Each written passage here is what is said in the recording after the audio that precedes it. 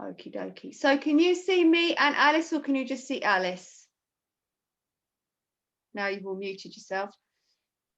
I can see you and Alice. That's perfect. Thank you, because I could just see Alice, so that's great. As long as you can see us both. Thank you, Mandy. So thank you for joining us, especially as it's 9:30 there. So this is Alice Wambui. Did I pronounce that properly? Yeah. We had a little chat yesterday, didn't we? And you are a motivational speaker, you are a researcher, and you also have been awarded as a peace ambassador for your charity work, yeah, in Kenya. And that is Smile Study Enterprise. Yeah. So can you tell us a bit about your charity, please? The charity work that you're doing. I know we talked about it, but just to let these ladies know. Yeah. Hi, everyone. First is to thank you so much, Kate, for creating this platform for me to share. It's unbelievable. We just connected a few days ago on Facebook, and so this is happening. So I'm so excited. And more so, I have my mentor, who is Karina Barus, joining the Zoom here. So I'm also excited, and one of my friends, also Johanna. Good. From Canada, so thanks, and so all other friends that are here. So basically, Smile Start Days for Girls Enterprise started about 2 years ago, and this because of the huge need with menstrual challenges in Africa, and specifically in Kenya and different communities where we come from, because of the African culture and the taboo that is attached on menstruation. So personally, I suffered the shame because when I was about to do my national exam, actually 2 days, that's when I started my menses. And I didn't have much information about this. I was 13.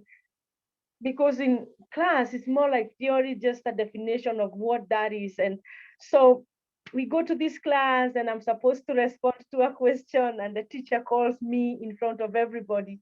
And then I had soiled my dress with menses. And then it was so hard for me actually even to wake up and walk to respond to the question. But later the teacher was like, I have to punish you because you're not responding to what I'm asking. And I remember how difficult it was when he slapped me on my face. And so just getting the whole idea in my head and trying to understand, one girl was like, oh, my grandmother said when you have blood like this, you're an outcast, or you are cast, or something like that. Yeah, so I was getting sort of confusion because I didn't understand why am I cast. And then at some point I was like, do boys go through the same? And I was told no. And I remember at that point I really tried saying, oh, I think I really want to be a boy. And I was told there is a tree, you go 8 times and then you change, there is a transition that will happen. But unfortunately, I tried for 3 months, nothing happened. And it was really psychological torture on myself, having to go through this. And being born in a large family of 14 children, 9 sisters actually. Wow. You can imagine during one period having to provide for all these girls from a peasant, farm. I mean, my mom and my dad. And so I had to use like blanket or piece of paper. I remember all those experiences. But then at some point, we had people come and train us on menstruation, and they gave us sanitary pad. And that was the first time I was like, yes, I'm so happy that this is a beautiful natural process. And I made a promise at 16 that I really want to be the last girl to experience this. And so it happened when I joined university. I'm trying to cut the long story short. No, don't worry. We're interested. You carry on. When I was at the university, I had an opportunity actually to join the university. I was sponsored by a friend. And when I was doing my research, I did a research on menstrual health. And I remember that the promise I made at 16, that when I get education, I want to be the last girl to experience this. So I started a small club at the uni, and I invited a few friends and our supervisors to contribute something for us to start going around training girls on the subject and helping them with a pad. And I remember 7 months down the line, we were able to train 2,500 girls and give them a pad, from the contribution that was coming from friends and the lecturers at the university. But then it was not sustainable, because moving from one school this month to the other, the girls from the previous school, again, they are in need of what Yeah. you already gave Next month. Yeah. Yeah. And so it happened. I was also doing voluntary work in an orphanage in Nakuru. And so one of my friends who happened to be one of my mentor, she's called Monica, we connected. She visited and I was there. I shared with her about what I'm doing. And she was like, wow, I think this is a great thing. And when I go back, I'm going to share it with my friends. And it just happened divinely that Corina, who is her friend, I think they had not communicated for a long time. She posted like she was visiting Kenya and she was so interested to support in a humanitarian project. And Monica told her about me and what I was doing. So immediately I connected with Corina, and I'm so excited she's in the Zoom call. Um, and she was coming to Kenya, and actually she started training me about Days for Girls online. Like, this is how it is done. And she purchased 100 reusable kits, I think by then, from Uganda, for her to come with the kits, uh, so that we could train together. And I remember with the first group we trained together was 100 women. And so we were doing the demonstration together, and I could learn from her. And so after everything, she was so inspired by the impact that the PAD and the education are making. And she said to me, when I go back to the US, I'm going to talk to Days for Girls organization and see how we can put you on their platform. Um, it was not it didn't take much time, and then she communicated, and I was invited to Uganda, that's a different country, to go for training for 2 weeks. And this is a basic training on leadership, as an enterprise leader, and also how to manage an enterprise, how to make the reusable pads, and how to provide the education. So that was such a great support that she gave, and I went there. After trained, I came back to Kenya. So I think 2019 officially, that's when I think we started, or 2018 October. And so to start again, we didn't have much. Corina, she raised money and we were able to buy some 2 machines for a start. And we didn't actually even have enough space. So we started making the pads from my mom's house.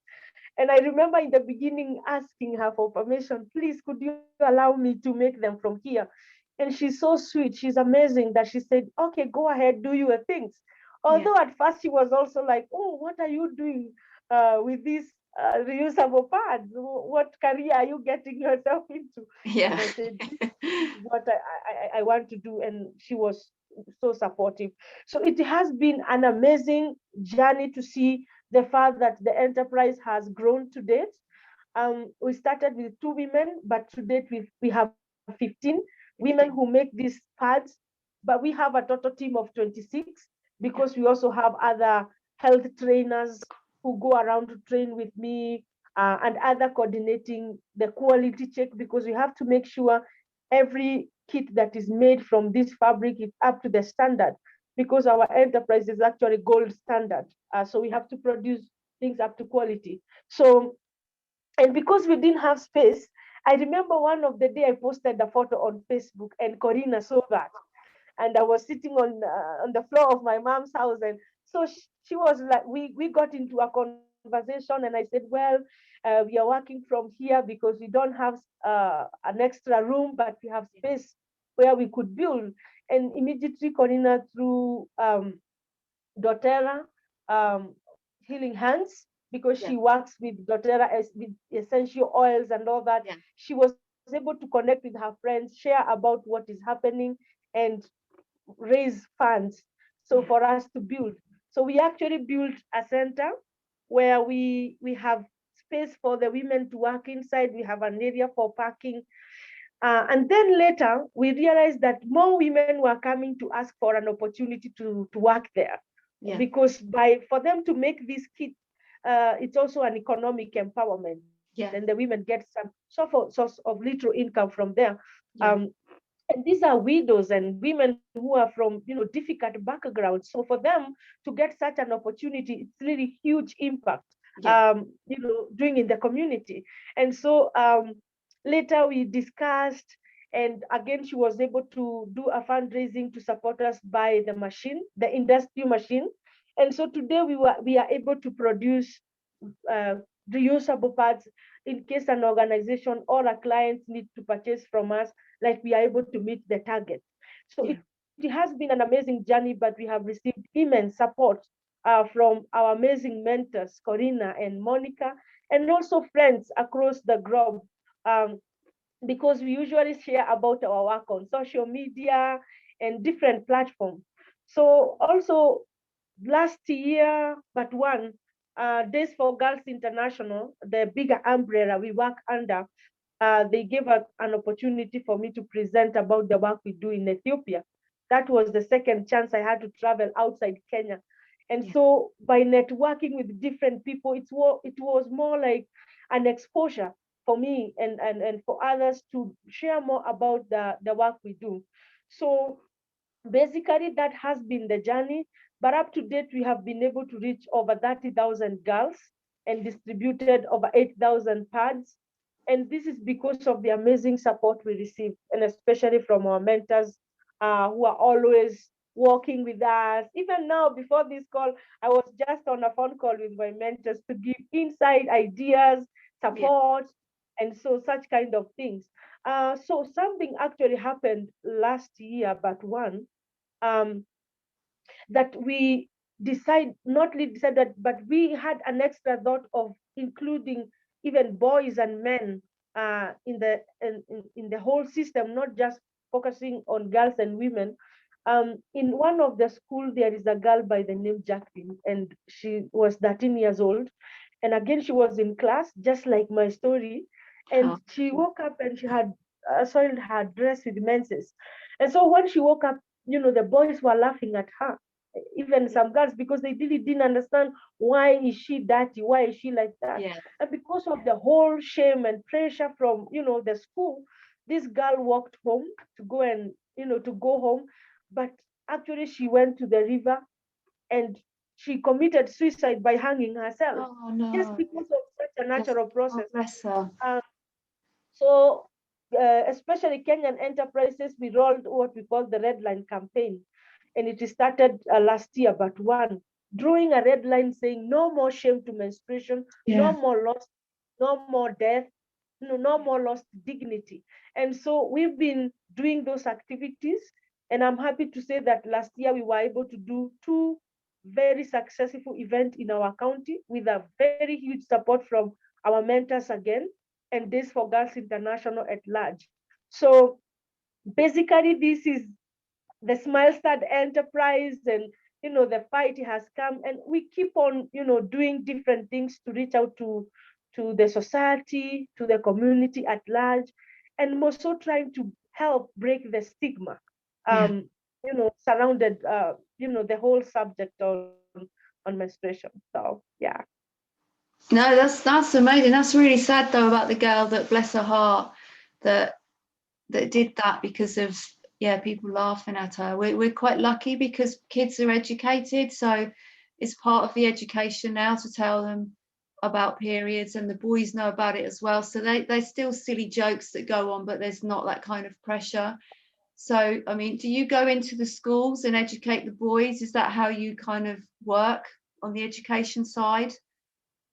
Yeah, so basically when we go to schools, we have mixed schools where we have both boys and girls. So there are some forums we want to teach both of them together.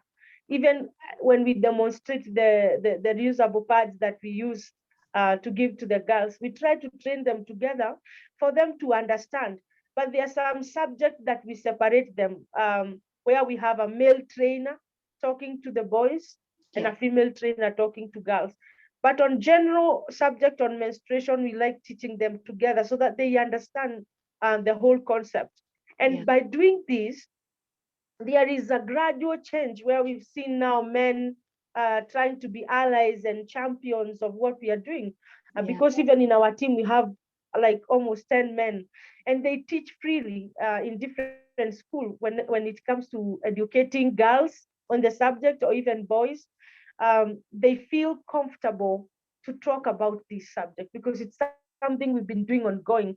So the more we do it, the more it is open to them also to feel part of it.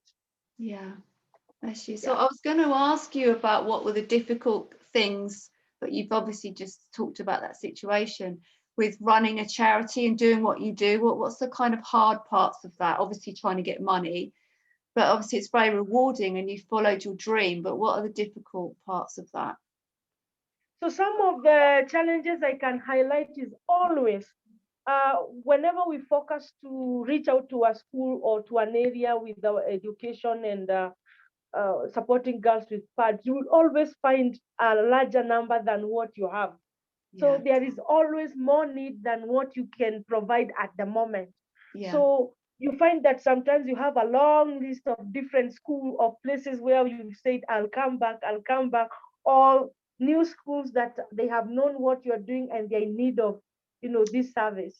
So basically, I would say those are some of the challenges you've been able to experience, where there is always huge need, sometimes more than what you are able to provide. But I want to say that we've been able to do what we've been able to do because of the collective efforts from different amazing friends across the world and our amazing mentors and the huge support they've been able to give us.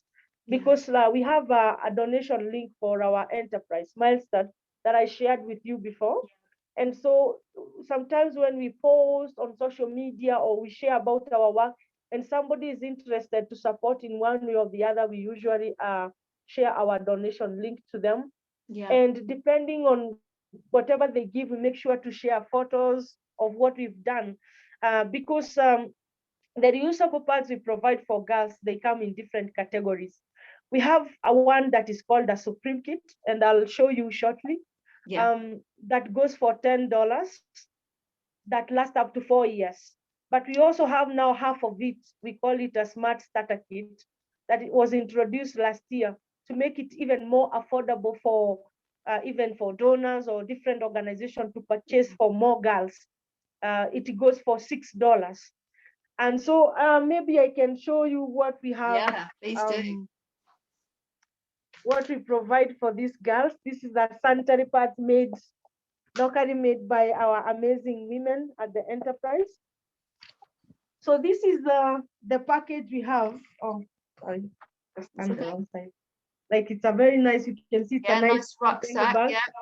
Yeah, this is what we call a Supreme Kit. It goes for $10. And I'm going to show you a few things that we have inside. So where do you source your material and stuff? The things that you're using, where do you source all your different materials? We have a center in Kenya that we have to purchase the fabrics we use for making the pads, because they have to be the same quality, up to the standard of the washable standard by the government. So this is how liner looks like. But we usually like the colors. We usually fold it. So I'm gonna show you. So we fold it like that. And then so we have 8 of these in a Supreme Kit. And then we have what we call a shield. So we have different colors all together. So this shield is made of a special fabric, cotton, but inside, in between these fabrics, we have what we call the PUL, the plastic that can't allow leakage. And then we have a pocket up here and down. When you take your liner, you have to, let me just demonstrate a little bit. You put that way and then down again. This other side. So it's like that. Perfect. So, and it has some snap buttons.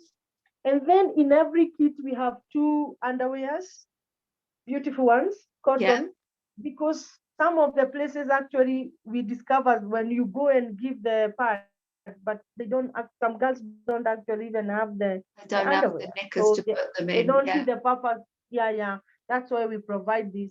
So actually you take the liner that is padded on the shield and you fix it on the underwear. So this is the training we provide. We basically, as I'm demonstrating to you, this is what we do when we go to different schools to show the girls how it is used, how it is cleaned, and all that, to make sure they also understand the hygiene part of it. And then now you snap behind there like that. Yeah. So at the end of it, you have your pad like that. Yeah.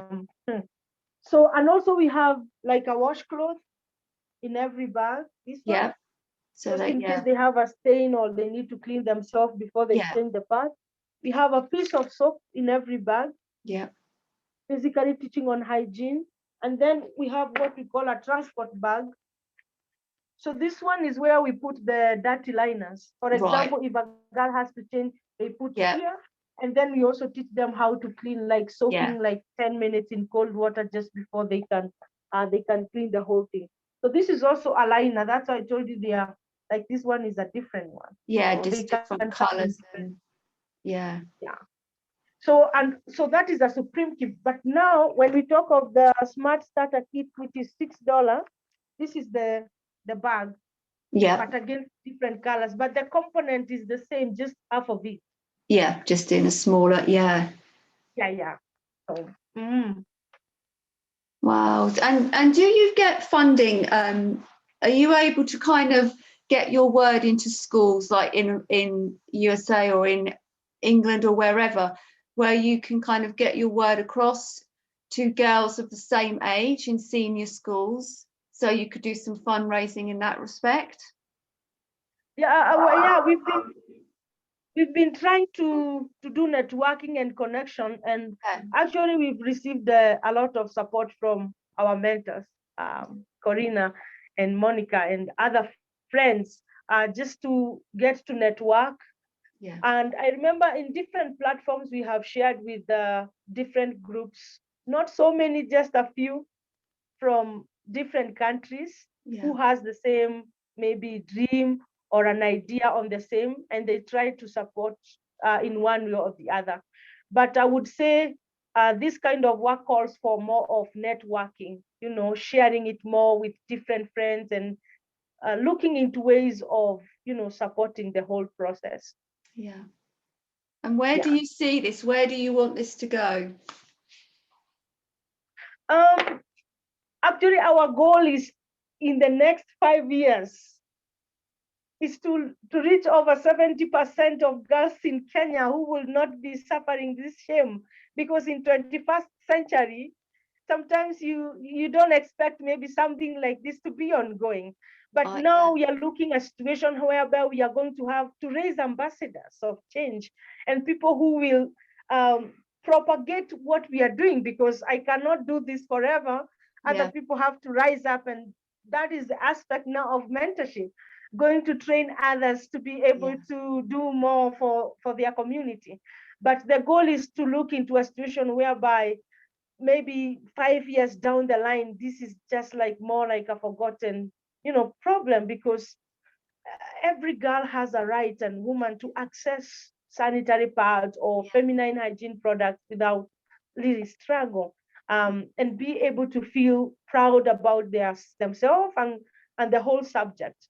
So we look into more of mentorship, and also for boys and men, to enable them look the whole subject with an open mind, instead of looking it as if it's a taboo or shame or something of the sort. So actually, apart from we don't just hand out the part, it's really more of empowerment and the training. And as we also do this, is where also we bring the aspect of talking about peace, different school. You see, in Kenya or in Africa, and specifically Kenya, and especially now next year, we are going to elections. Most of the time, you find there is violence.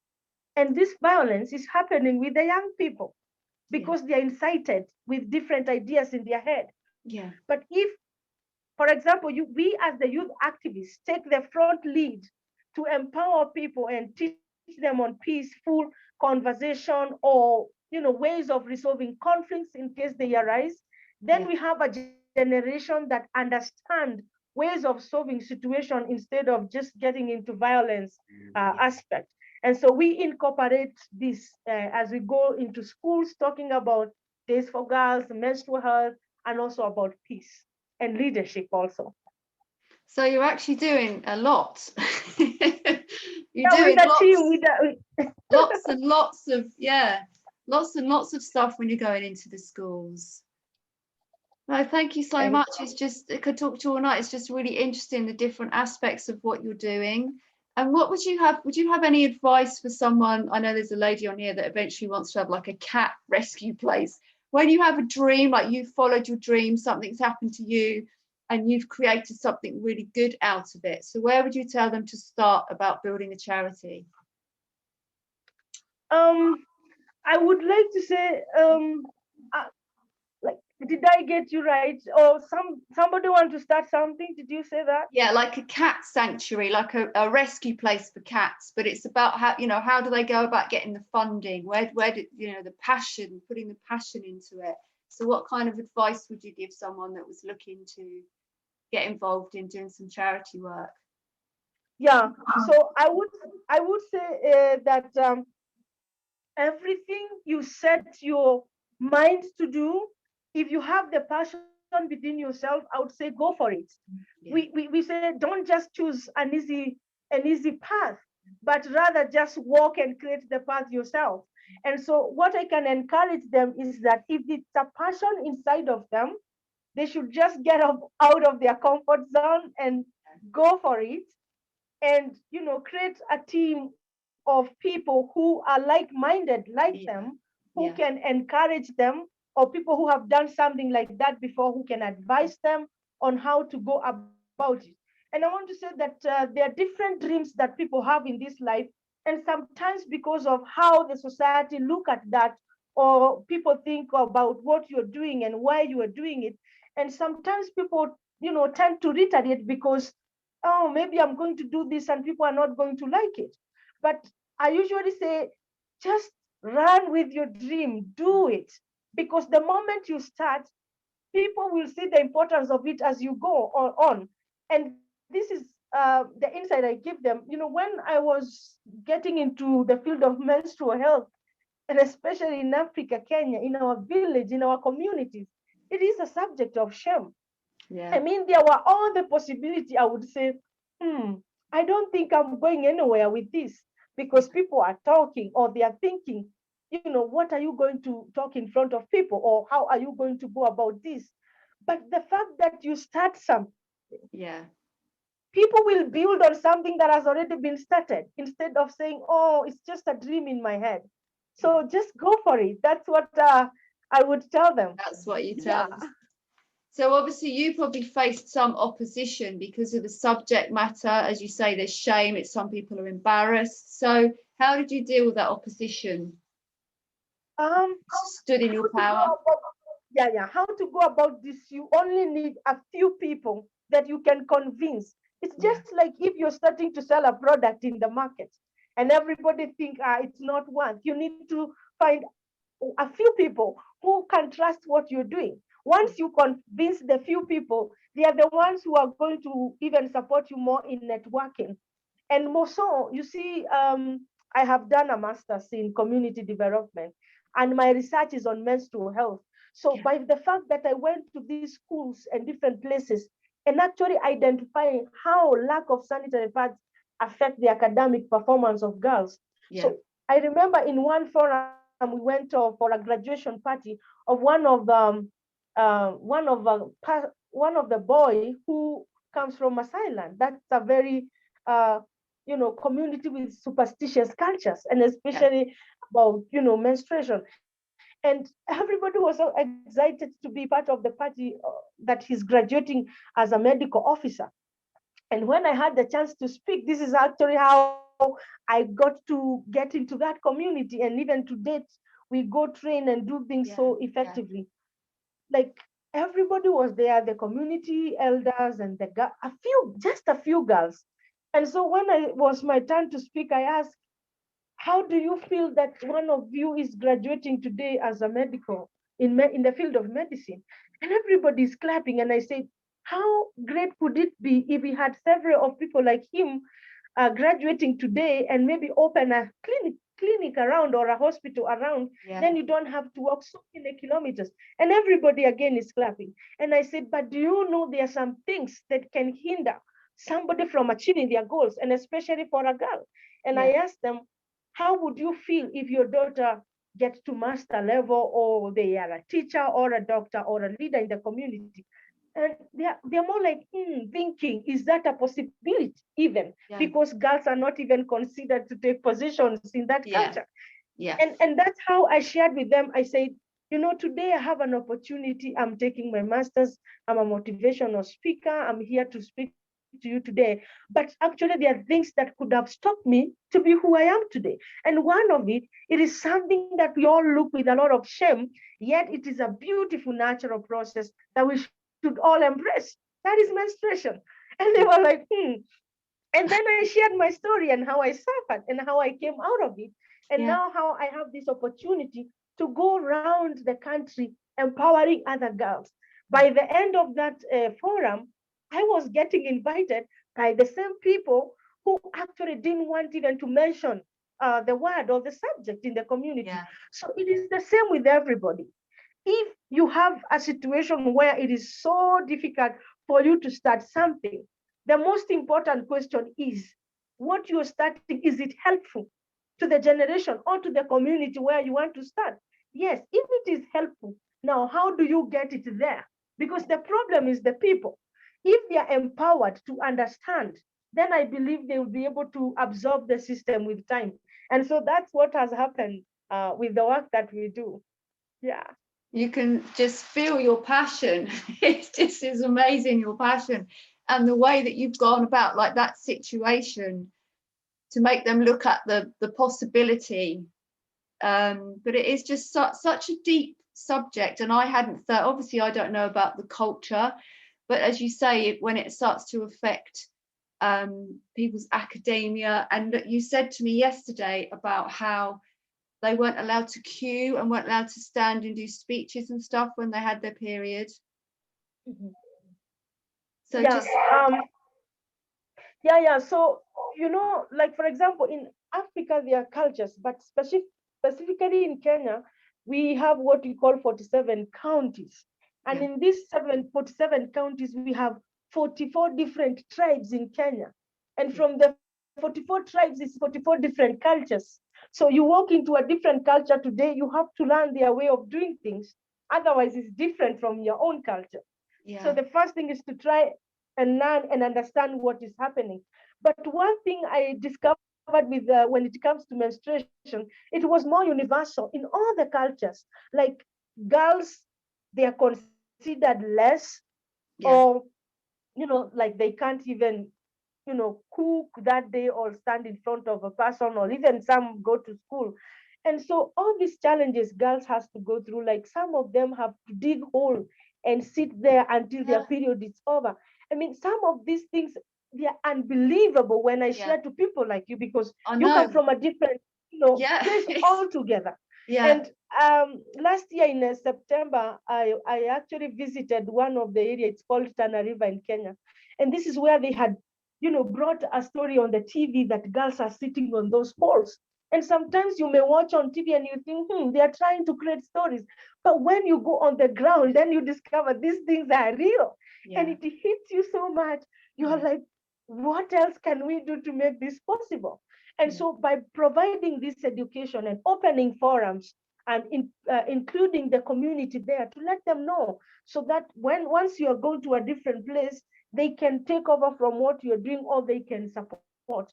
We have seen girls using even ribs from the tree, feathers, all this sort of cow dung. I mean, it's unbelievable even to say.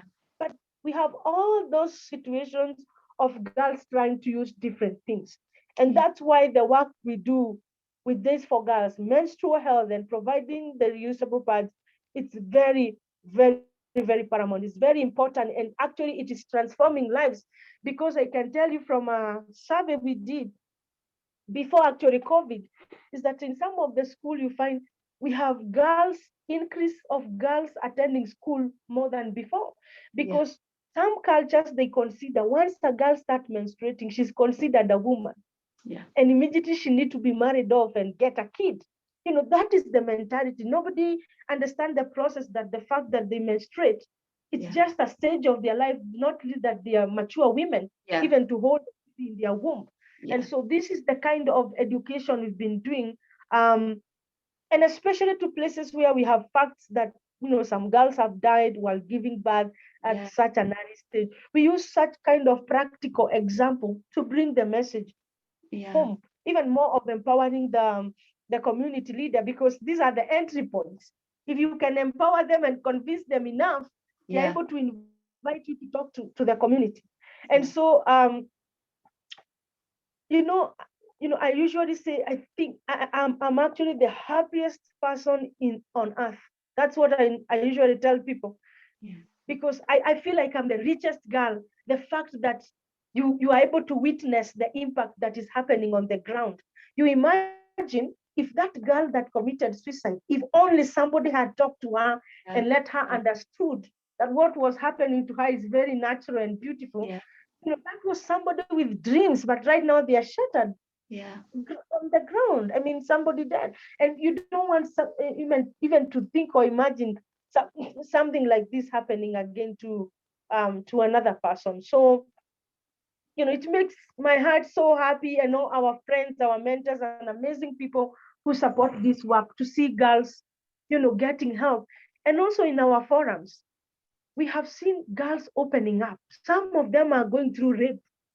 And these are the only forums they can share with us. And the moment they share with you, you establish a system to integrate them with somebody who can support them get out of what they are going through. Some will tell them they are going through what we call female genital mutilation, or a cut for girls in some cultures.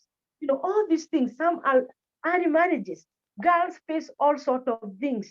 So when you open forums like this, we go to talk and share, you find girls asking you thousands and thousands of questions, expecting some solution. And so the fact that you can help one or two or three, I mean, it makes you feel like you have touched the whole world.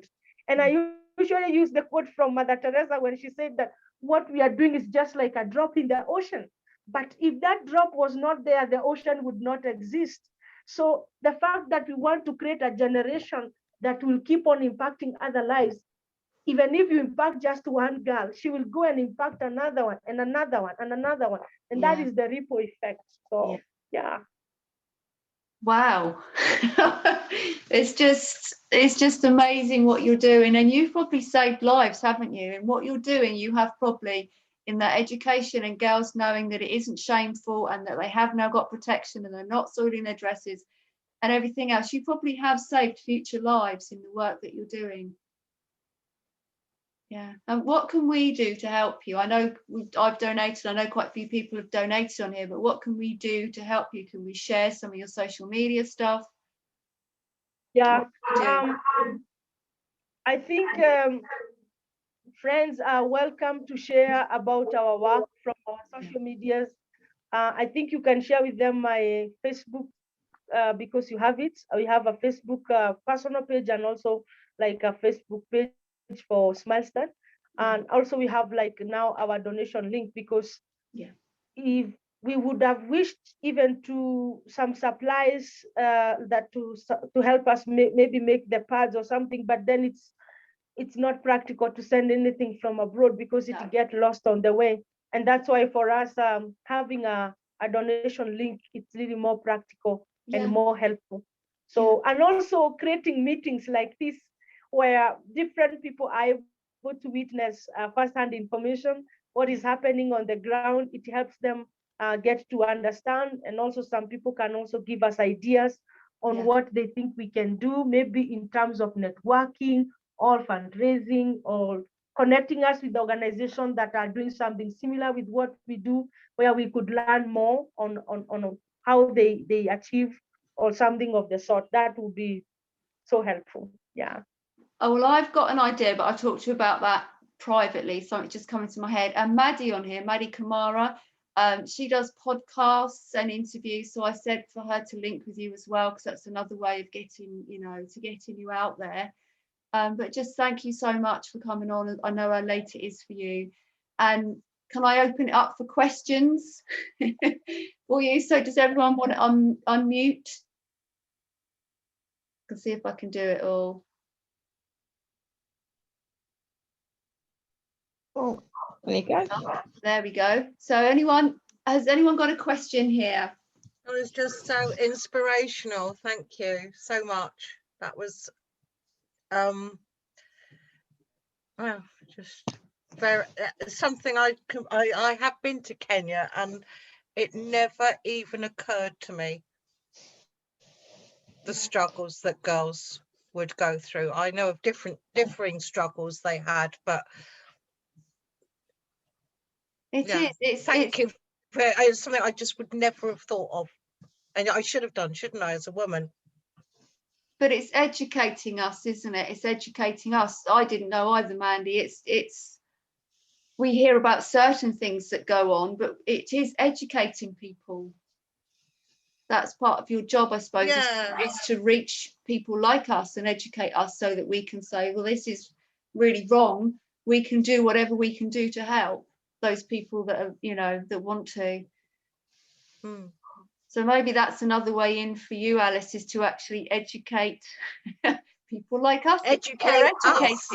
We think we're quite educated. Well, we think we know everything over here. We do, and we obviously don't. And it's I find that quite embarrassing. Yeah. To be honest. Yeah. So yeah, you're doing an amazing job, and I think if you can get the taboo out the way and the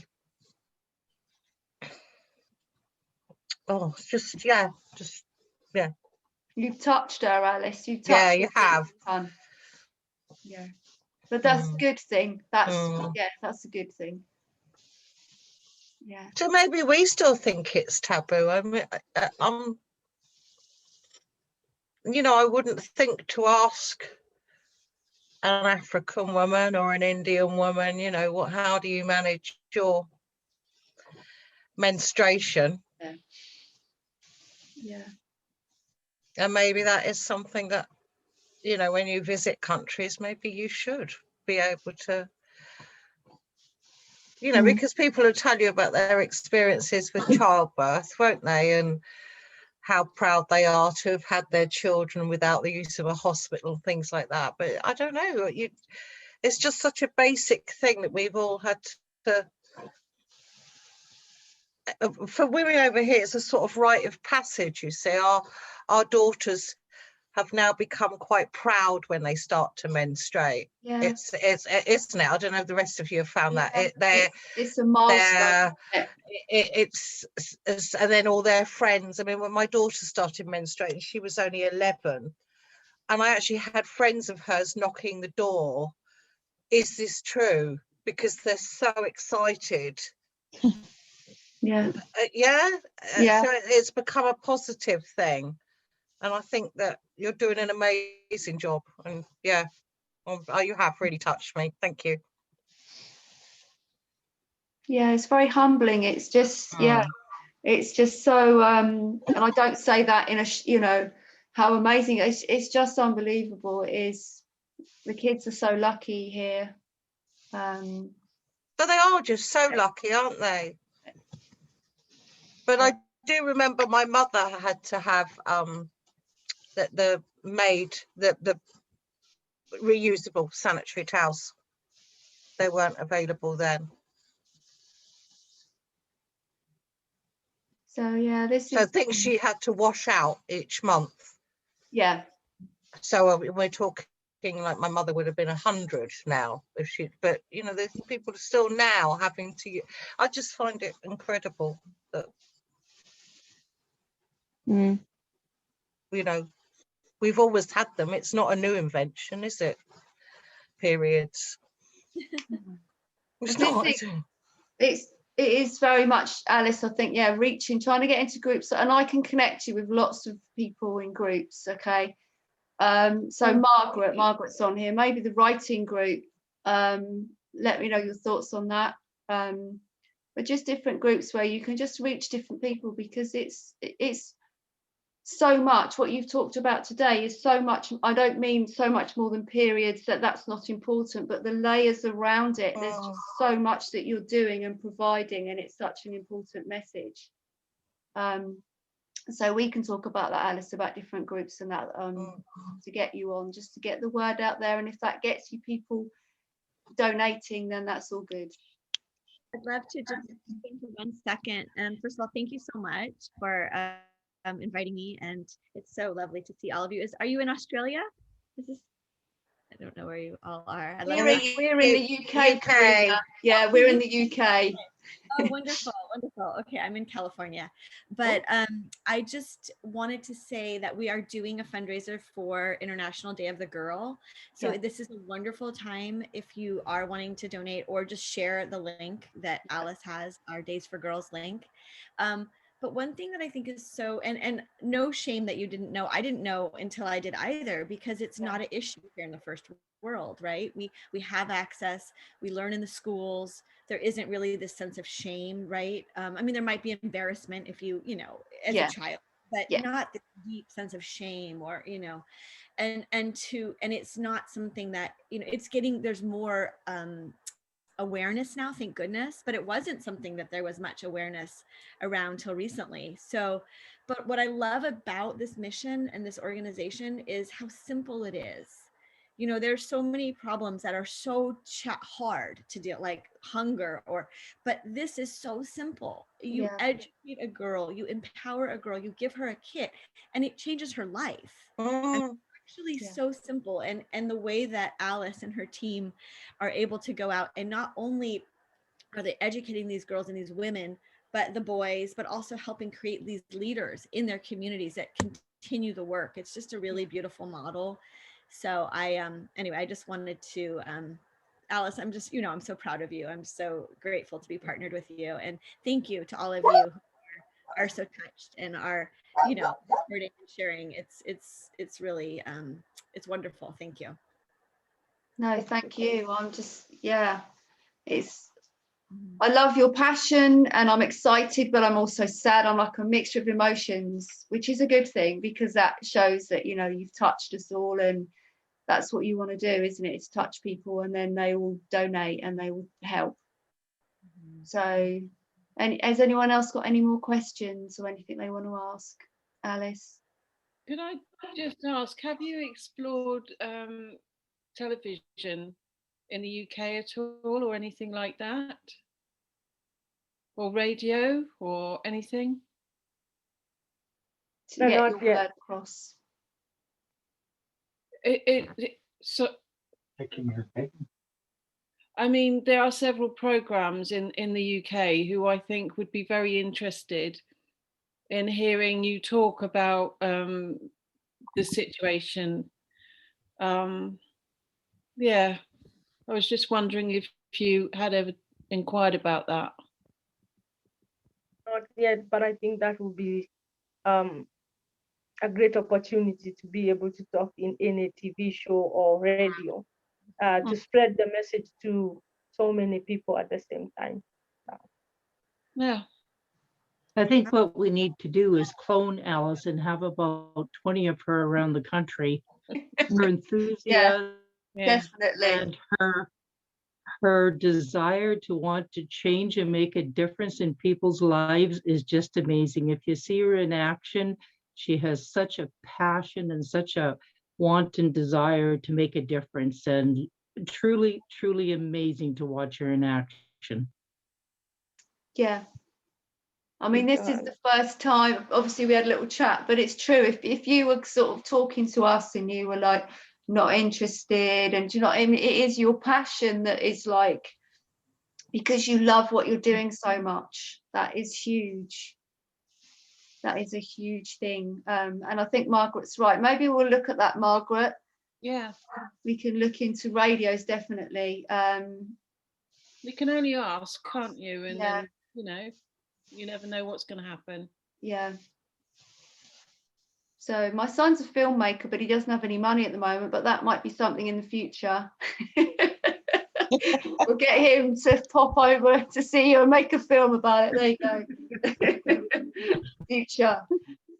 But no, thank you so much, Alice. And do please share your link again. I know I've shared it in the group, but send it to me and I'll just share it for a few days. I'm going to put this on YouTube as well, so I'll try and like I'll get the lady that does my tech for me, because I'm not very good at it, to try and add that link in as well. And then hopefully you'll get some views. And Maddie, if you're on here, Maddie, connect with Alice. I think that would be great as well, to have an interview. And is there anything you want to ask us, Alice? We're not as exciting as you. Yeah.